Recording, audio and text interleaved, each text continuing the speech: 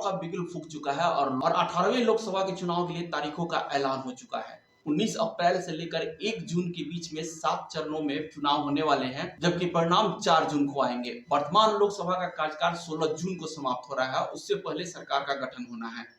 भारतीय लोकतंत्र का चुनाव दुनिया का सबसे बड़ा चुनाव होता है, जहां 1.4 बिलियन आबादी में 960 मिलियन लोग वोट के लिए एलिजिबल है और लोकतंत्र के इस महापर्व में अपनी भागीदारी निभाएंगे। लेकिन क्या आपको पता है कि इनमें सबसे बड़ी लोकसभा सीट कौन है, सबसे छोटा लोकसभा सीट कौन है, सबसे बड़ी लोकसभा का क्षेत्रफल कितना है, सबसे छोटी लोकसभा के वोटर्स कितने हैं? आइए आज के वीडियो में हम जानते हैं। वर्तमान में भारतीय लोकसभा में 543 सदस्य चुने जाते हैं। सदन में अधिकतम मेंबर्स की संख्या 550 हो सकती है, जो कि पहले 552 थी, मगर 104वें संविधान संशोधन अधिनियम के द्वारा अनुच्छेद 331 के तहत आंग्ल भारतीय समुदाय के सदस्यों का प्रतिनिधित्व कम होने की स्थिति में राष्ट्रपति द्वारा ऐसे समुदाय से 2 लोगों को नॉमिनेट करने का प्रावधान था, जिसे समाप्त कर दिया गया, जिसकी वजह से लोकसभा में अधिकतम सदस्यों की संख्या 550 तक रह गई।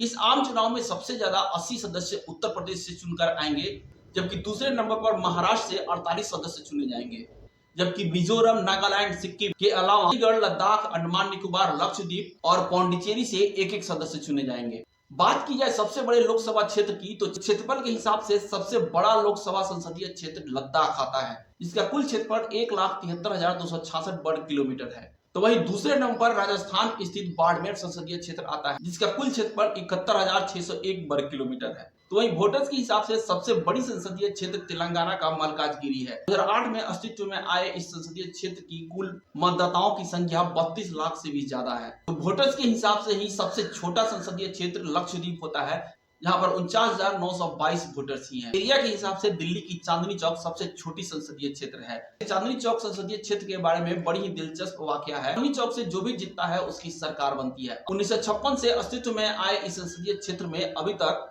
1967 और 1991 ही ऐसे चुनाव रहे हैं जहां पर जीती हुई उम्मीदवार के पार्टी की सरकार नहीं बनी है। प्रसिद्ध लाल किला इसी संसदीय क्षेत्र के अंतर्गत आता है, इससे इसकी महत्ता और भी बढ़ जाती है। कैसी लगी आपको जानकारी? अगर अच्छी लगी हो तो वीडियो को लाइक कीजिएगा। ऐसे ही और रोचक वीडियोस के लिए चैनल को सब्सक्राइब कीजिएगा। फेसबुक पे देखा है तो पेज को लाइक भी कीजिएगा। जय हिंद।